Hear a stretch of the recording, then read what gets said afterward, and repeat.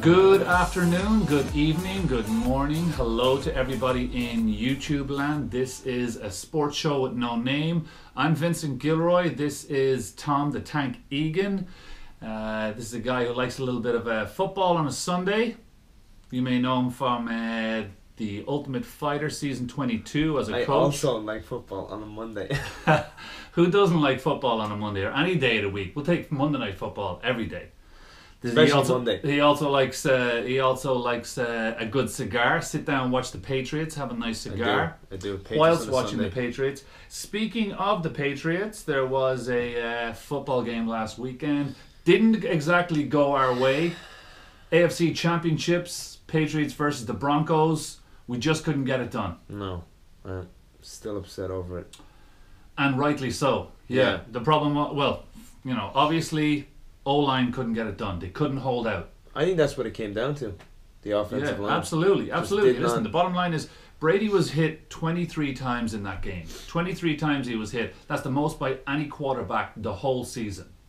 And before the game, Vinny, you and I were talking about how Brady needs time and options. That's right. To make things happen. Absolutely. He had the options. He just did not have the time. Yeah, simple as that. He did not have the time. He got hit 23 times. And the most he had been hit in a game all season was 12 times. Right. So I'm not saying that he got rattled, because obviously in our eyes as Patriot fans, Tom Brady is literally a god. He can do, you know, there's nothing he hasn't seen. There's demigod. Yeah, we'll go with a demigod. Yeah, he's there's nothing he hasn't seen. He's there's no thing that should rattle him, and I don't believe he was rattled. Yeah, he was getting hit, but you know that's how it goes. But it was tough for him because, as I said, the O-line just wasn't holding up. Right. We had a couple of drops, etc., etc. That's going to happen, but the O-line needs to hold up in order to give him time in the pocket to make those passes. Because as I just said, he needs time and options. Yeah, that's true. He had the options, but he didn't have the time. But no time. Yeah, you know, and the Denver defense was good. You can't deny the fact that the Denver defense was good on Sunday. They blitzed a good bit. You know, the Patriots. Brady was 2 for 9 on the blitz for a total of 7 yards. Wow. That's not going to get it done. But also, wasn't he also the leading rusher for Absolutely, the Patriots? He was the leading rusher. I can't remember how many times we ran the ball, but we only got 44 yards. Brady had 13 of those yards. Wow. When Tom Brady is your leading rusher on the team, we're not going to win any football games those days. Absolutely not. Not unless his 40-yard dash turns into something spectacular. Overnight. Which it's not going to do. Simple as that. Anytime we ran the ball, we just got stuffed. They stuffed us every single time. They beat us, 20-18. Not a good day for us. I know Stephen Gostowski took a lot of flack for the missed extra point, and that did change the course of a game in a way. You know, obviously after we scored that touchdown at the end that Gronk got, which was a phenomenal touchdown. Unbelievable. I gotta say, we talked about it.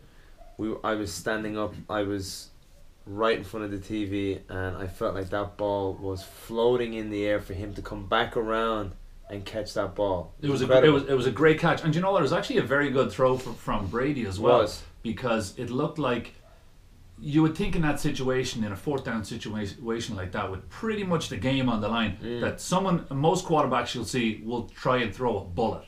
They'll try zip one in there, and he floated it up there. That just goes to show. Or you could say that he threw it, and an angel came down and floated that ball for Gronk to get it. And then they were like... It looked like boys, an angel caught it. Twinkle toes. It's up to you guys from here on out. And they just could not make that 2-point conversion. Yeah, but as I said, the Gostowski missed field goal definitely played a role in it. But, this is a team game. You win as a team, you lose as a team. Yeah, absolutely. And Gostowski, he had kicked an NFL record 523 point after attempts prior to that. Wow. But of course, as a kicker, you get very little glory, but when it comes to taking the slack for a game, you get all of it. Yeah. They come at you hard. Kickers, I feel like, for the most part, they do play a pivotal role in the game of football. But at the same time, you know, not a huge amount is bestowed upon them. But if they miss that field goal, that vital kick that's needed, they get all the slack in the world. It's true, absolutely. So I feel bad because but a lot of the players stood up for people. If you say to people in New England, Billy Cundiff, first thing that comes to their mind, he shanked he shanked a chip shot. I think it was like 23 yards against the Patriots in, I believe it was 2012-2013 season. He shanked like a 22 or 23 yarder, and we end up going to the Super Bowl. You know, so incredible. They take a lot of, and that's what they're, you know, remembered for. Yeah. Whereas there's, you know, so many other situations during that game that led to us losing it. Like we were 2 for 15 on third downs. That's our second worst third down percentage in of the season. You know, in week 16 we went 1 for 10 against the Jets. That's not gonna, you know, that's not gonna win us any games. No. Absolutely, you know, they were just, you know, it was a too tough much. Night. Yeah, it was a tough night. And like I also you and I talked to before, Vinny, it was a very tough season in general. Oh, as far as injuries go, how we even got as far as we did was pretty remarkable.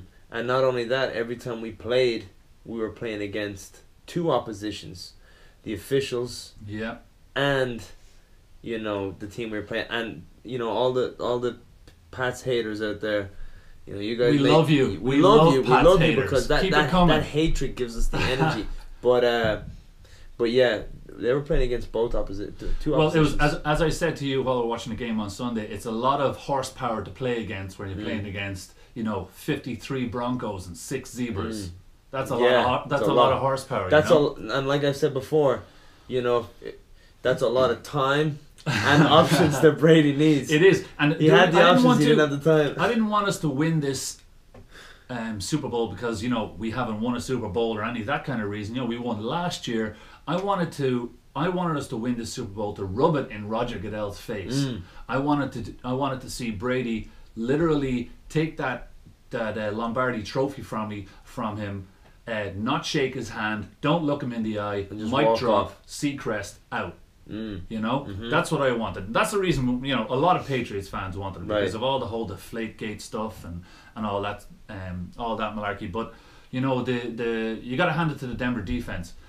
Von Miller had himself a great game. First player to ever pick off Tom Brady and sack him in a postseason game. You know, he had himself, and then I believe he went on and he said that the ball that he picked off of Brady seemed slightly deflated. Motherfucker. You know, we took a lot of slack for it, and there was a lot of memes out there over the weekend. But the best meme has to go to this one. That's our Steve, the good old Steve Harvey. Wait, we are going to the Super Bowl. Wait, what? According to Steve Harvey, we are. Nice. Yeah, do you know what, he has really owned up to his whole Miss Universe thing, which is great. Which I love. Which is good. Good for him. Good for Steve Harvey. You know, but as far as all the memes go over the weekend, that's the best one. Was definitely my favorite. I do like it. So moving on to Super Bowl 50, obviously in the NFC Championship, the Panthers put an absolute beating on the Cardinals.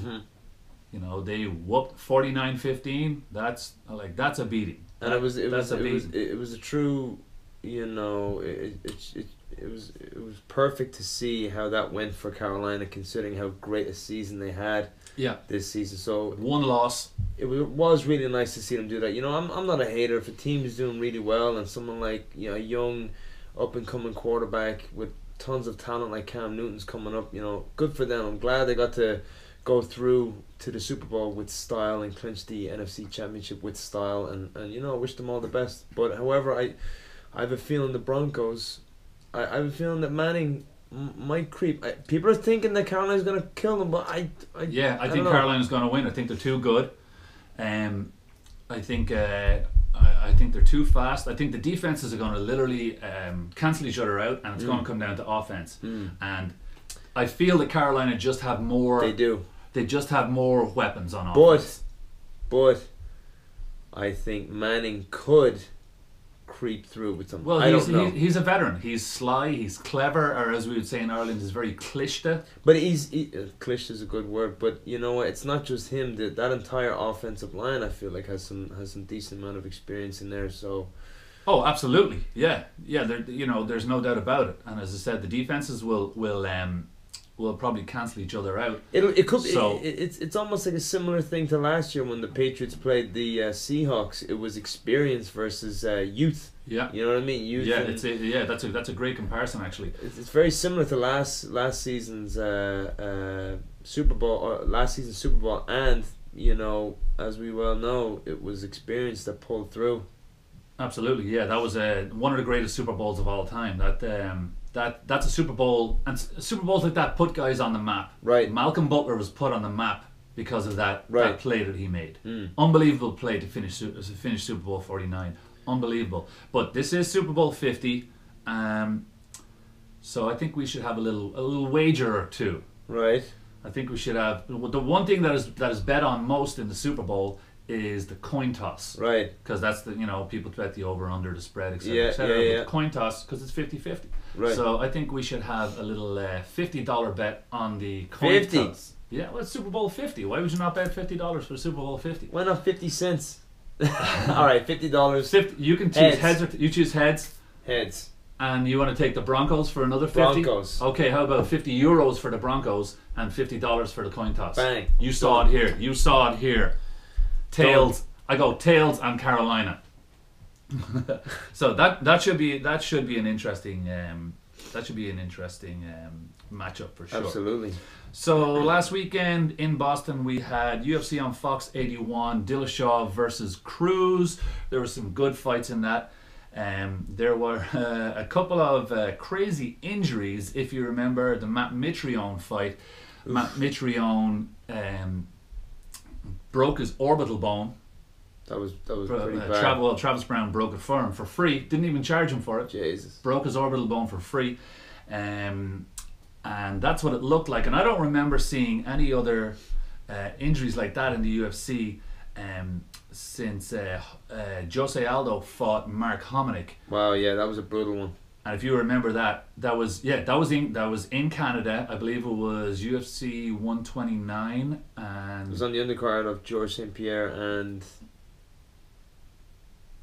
Yes, I remember. Anyways, George St. Pierre fought, but 55,000 people. The only other time that I saw a hematoma like that was when David Owazo fought Rich Franklin for the middleweight title, and that was also a brutal hematoma. Again, right on a similar place to Mark Hominick actually, but it was definitely a brutal hematoma. Those hematomas are not it makes it very difficult for the fighter to focus, because it's just an overwhelming amount of fluid and build up right there, and a lot of you could hear the crowd at the event almost booing Travis Brown for what they believe caused the hematoma was the eye poke, but which it wasn't. It did not. But having said that, fighters do need to learn to keep their fingers. But it's tough with those open fingered gloves, unless they come up with some alternative, which I don't think. No, they won't do that. But I do think that fighters need to be more aware, a little bit more aware, of where they're opening their hands and closing their hands and stuff like that. And that was George St. Pierre, Jake Shields. Jake Shields. Yeah. Really, Jake Shields? Yeah, George St. Pierre, Jake Shields. GSP won by unanimous decision. That was when, if you remember, Lyoto Machida beat Randy Couture with that jumping front kick. That was the same night? The exact same night, yeah. Wow. Yeah, same night. That was an incredible kick. Yeah. So you were sitting pretty much ringside for the Dillashaw Cruz fight. Yep. Talk to me about that fight and how you felt it went. Well, I had Cruz winning almost every round. I just think Cruz put on an amazing display of how to hit and not get hit. His elusiveness is very good. He defensively he fights excellent. Yeah, he did a great job of picking and choosing when he needed to be aggressive, when he needed to move. he certainly had Dillashaw throwing and missing and hitting air. For me, it was reminiscent of Floyd Mayweather, you know, when he was fighting, you know, in the boxing ring, hitting a guy, making a miss, moving in a nice way, still having the ring control. Because I still had Dominic Cruz, I still gave him points for octagon control, because even though he wasn't pressing forward the entire time, he was moving. It looked like Dillashaw was moving forward, but he was only moving forward because Cruz was controlling it. Dillashaw is normally cutting off the ring from the other guy, but Cruz was moving and Dillashaw was moving after. Yeah, it was even though Cruz didn't have the center of the octagon. Right, it was like a bull and a matador, and ultimately the matador was in control. Top. Yeah, the matador is in control. The bull is not in control, and that's how it looked at. You could literally say he was in cruise control. Which, by the way, was a tweet stolen from me by your boy Michael Rodriguez. So yeah, that was my tweet. You're welcome. Don't worry about it. But Dominic Cruz ended up coming out on top. Dillashaw did say on the Ariel Helwani show the other day on the MMA Hour, my favorite show, by the way. Shout out to Ariel. Hi, Ariel. Feel free to retweet this this podcast if you want. Thanks. You've only got about 50 zillion followers, as opposed to my 6. He did say that Dillashaw felt that he won rounds 1, 4, and 5, which I think is crazy. The fifth, I think, was maybe the closest, because you know Dillashaw came out. To his credit, he came out and I guess he kind of felt that he needed to steal that 5th round. Cruz managed to stay in cruise control, as you said. You know, he managed to stay in control and move and stay elusive, and there were some exchanges, but I think the 5th was very, very close. But overall, I think it was definitely a Cruz, for me, a very decisive Cruz victory. Yeah. On the co-main event on that fight was Anthony Pettis versus Eddie Alvarez. Myself, personally, I had picked Anthony Showtime Pettis to win this fight. As did I. Yeah, but Eddie got the job done, no doubt about it. There was there was no real controversy there. He just flat out beat him his way. He made him fight his fight. He pressed him against the fence. He didn't stand in front of Pettis too long. You know, he used his right hand to almost shorten the distance and get in tight and almost create almost like an awkward, an awkward forward march to kind of maybe get a grip on Pettis or get Pettis uncomfortable, because Pettis in that fight particularly seemed like he needed some distance and he needed a little bit of time to let some of his shots go. He wasn't as busy as I'd expect him to be. Pettis actually, I felt, wasn't busy enough, and that allowed Eddie Alvarez to,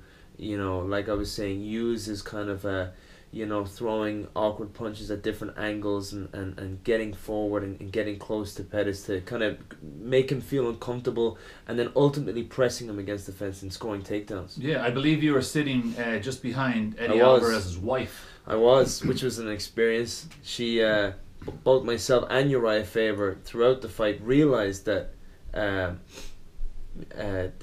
Eddie was listening to every single word his wife was saying. God love her, she's not exactly as educated, let's say, in fighting as someone like myself, or especially somebody like Uriah Faber. So Uriah Faber and I felt for her and started, we saw Eddie paying attention to her, so we were saying, yeah, go at it again, have him do it again, or have him press the takedown, have him throw his right hand more, and she would yell it to him and he would pay attention and do it. So that's unbelievable. Those guys must have a very strong relationship, because how many other athletes do you see that would listen to their wife? During a sporting event, the only other athlete that I can think of is Vince Wilfork and his wife. They were like, she wears the pants there. Yeah, well, I don't know anything about that, but and his pants are pretty big. For sure. She, Eddie was listening to everything that she was saying, because I was sitting right behind her, and every time she'd yell out Eddie, or she'd like, get him Eddie, he would take a quick glimpse at her and then go back at it. It's amazing how even though she was kind of close to the ring, how throughout that whole noise he hear her voice. Yep. It's like when it's like anytime I'm watching like old UFC fights, and if Mark Delagrati is is in the corner, you can pick out his voice like that. Yeah, especially when Marcus Davis like, get him, Marcus. Punch him in the face.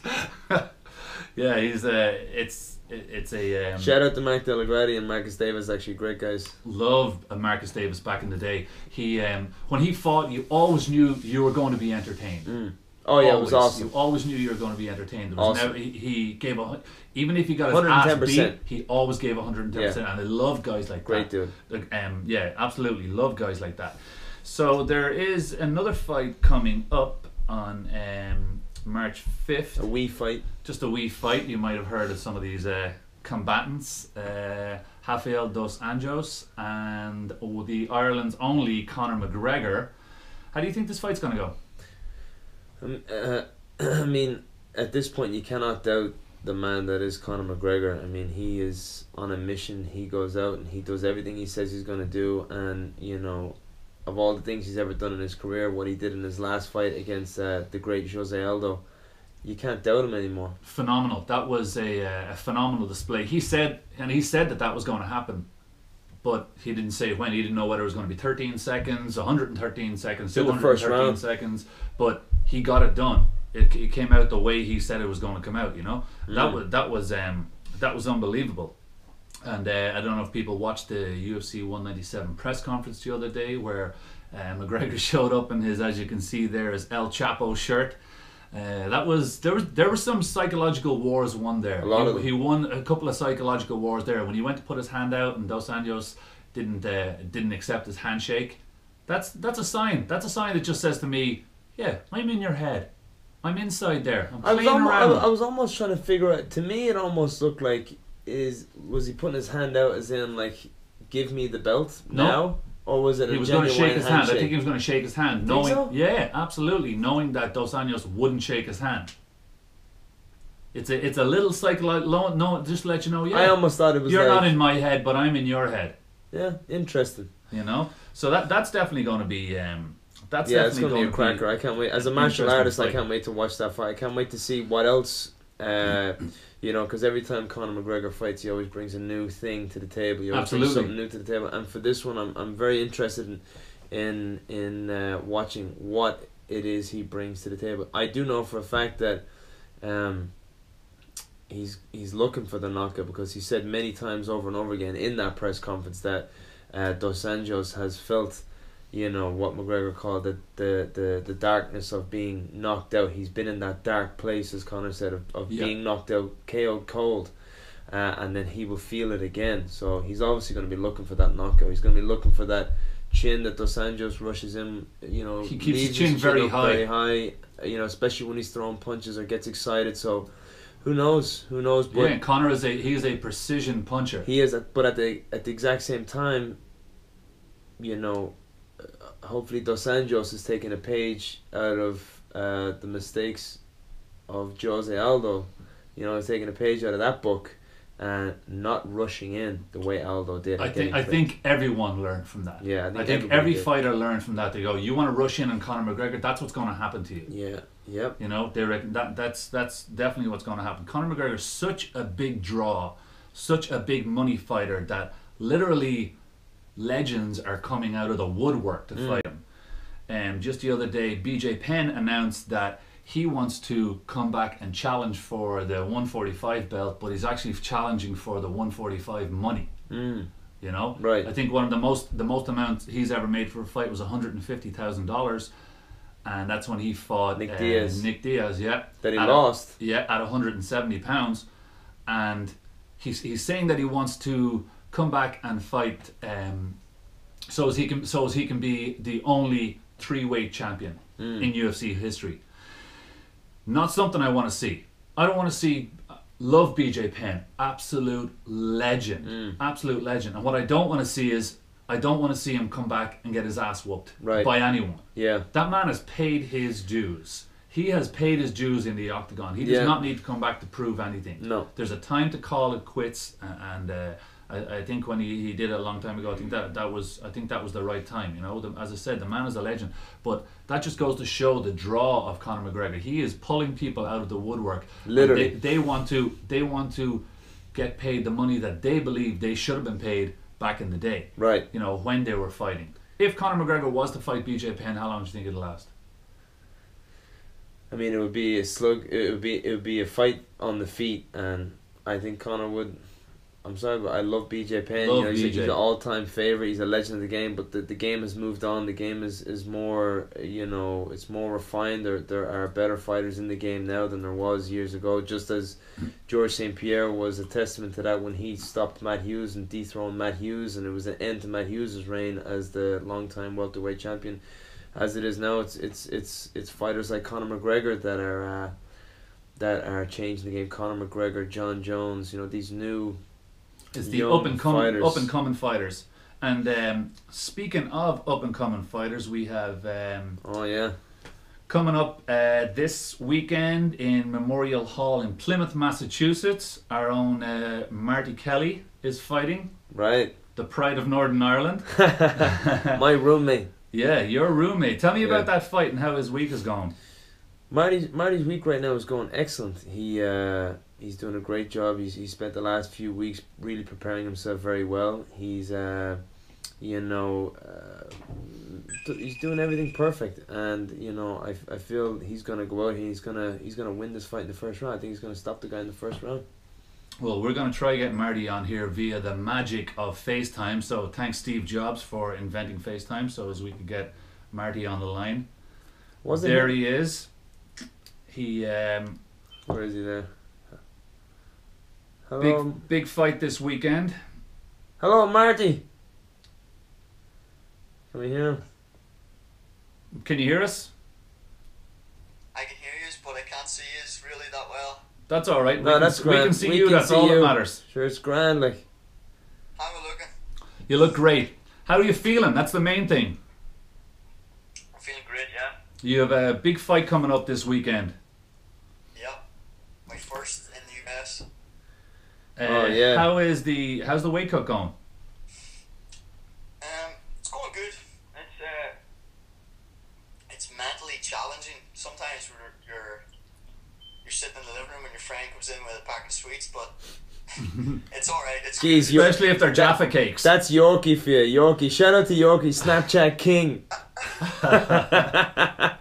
it's hard, but it's part of the sport. Yeah. Yeah, it is. It becomes part and parcel of the sport. Absolutely. No pain, no glory, right? Exactly. How much do you know about your opponent? 0. He's a blank face. He's a blank face to you. You're just going in there worried about yourself. Yeah. Good. That's the biggest problem I find is with myself anyway is I don't need to worry about anyone else. I think I need to worry about myself, and if I worry about myself and I overcome that, I'll beat anyone. The rest will take care of itself. Absolutely. Exactly. Yeah. Yeah. Definitely. I think the biggest problem is people worry too much about their opponents and what they're going to do instead of worrying about what they're going to do to their opponents. Yeah. So, definitely. And I might just say, it's going to be a great event. This event, Marty, I believe, being Irish and being a fan favorite has received more publicity than any other fighter that has come through this card, as they've mentioned, as the promoters of this has mentioned. So, good job on that, Marty. Yeah, this is going to be a big fight for you. It's funny when Irish people fight abroad, they always have a huge following. Right. There's always like you could have an Irish guy fighting in the United Arab Emirates against some guy, and it would be every Irish person from 1,000 miles will come out of the woodwork and to follow him. Absolutely. So that's good for you. This has been a long time coming for you. Would you say that you're nervous or more on the excited side of things? to be honest, I'd say last week and the week before that I was getting pretty I was getting a good bit nervous. Like I was thinking about it a lot. Like, oh jeez, fuck, it's coming up close. It's coming closer and closer, and I was getting nervous. But fight week now, I feel so confident getting into this. That's brilliant. I honestly feel great. I feel really confident in my mind getting into this. I feel as if the good. That's the way you should be. And he's in good form. That when you're walking around the house and he's he's rapping, I love bad bitches, that's my fucking problem. That's always... Sorry, that's me. That's always a good sign. I see you're supporting the Paddy the Hooligan Houlihan shirt there. Of course. Shout out to Paddy Houlihan, another man who has helped paving the way for Irish MMA. Absolutely. Another Irish warrior, which is great to hear. Yep. Yep. He is. Him and the Iceland Daly and Connor and the rest of them back there. How's the training been going? Training's going very well. Yeah, I'm with a good group of guys. I have a very good team. I have a great head coach. I think he's one of the best in Boston. And then I train with Tom. Tom's like my stand-up coach. And just all together, he's a great MMA coach as well. Yeah. He definitely knows his stuff. He didn't make it onto Tough 22 as a coach for no reason, you know. But shout out to John Clark and all the Broadway BJJ guys and doing a great job on your camp. I think John Clark, he's definitely got me a big shout out to him because he's really got me focused and he's the one who kind of took me under his wing and helped me. He wants me to do well. And there's not too many people who would do that for you.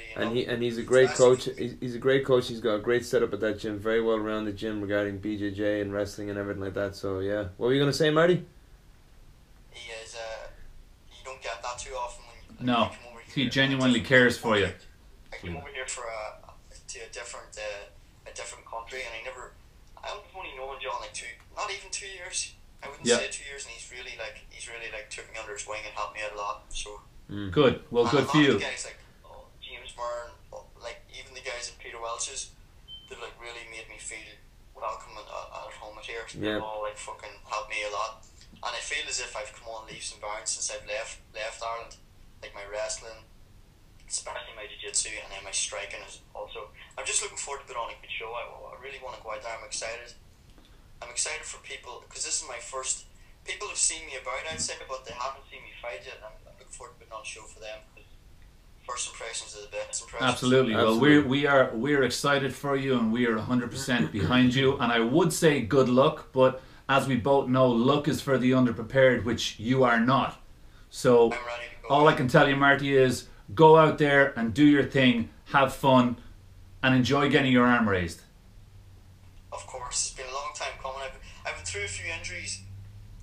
I was meant to make my debut in New York, and then I cut my head training like a week or two before the fight. And I quit. But sure, that cut only needed a small little plaster on it.